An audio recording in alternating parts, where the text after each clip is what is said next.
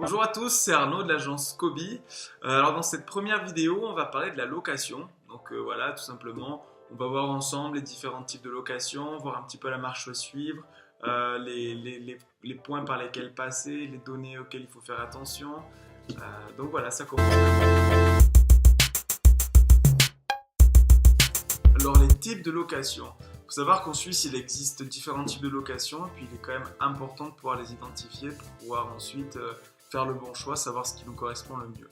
Donc on va commencer tout simplement par la location régulière, donc c'est-à-dire que vous voulez louer un appartement ou une maison pour vous, donc en fait vous vous engagez à payer un loyer au propriétaire, en échange de quoi vous pourrez habiter dans le bien.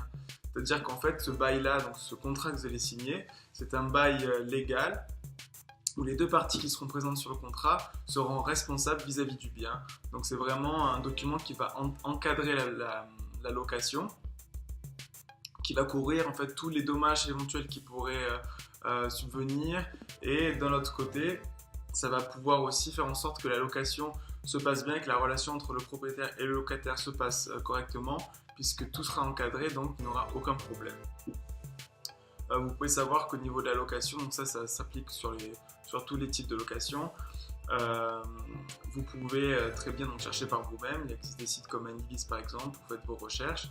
Le petit problème, si vous voulez, c'est que ça va vous prendre plus de temps et puis vous n'aurez pas le service derrière pour tout problème. Vous pouvez aussi par ailleurs passer par des agences comme l'agence Kobi ou la Régie du Châtelard avec laquelle nous travaillons, où en fait, si vous voulez, nous, on va vraiment être là pour vous accompagner, pour vous aider à trouver, par exemple, à vous proposer dans notre portefeuille de biens, des biens qui sont adaptés à votre recherche.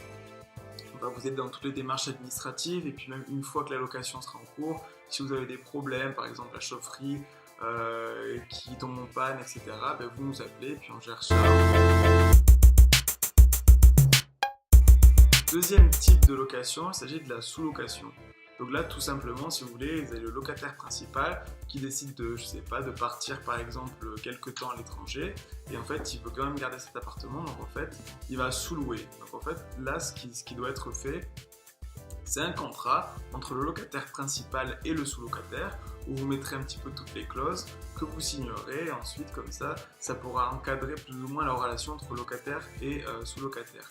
En revanche, ce qu'il est important de noter, c'est que le contrat de sous-location, il est seulement signé entre le locataire principal et le sous-locataire. C'est-à-dire que le propriétaire n'apparaît nulle part, ce qui veut dire qu'aux yeux de la loi, le locataire principal restera responsable pour tout dommage ou pour tous les risques qui seront liés à l'occupation du bien ou à la dégradation éventuelle.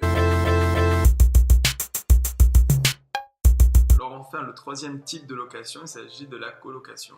Donc là, si vous voulez, ça fonctionne sur le même principe que la location régulière, c'est-à-dire que c'est un contrat qui est signé entre les locataires et le propriétaire. Donc tout ça, le bail sera signé, les clauses inscrites, et en fait, le principe, c'est un principe de responsabilité solidaire.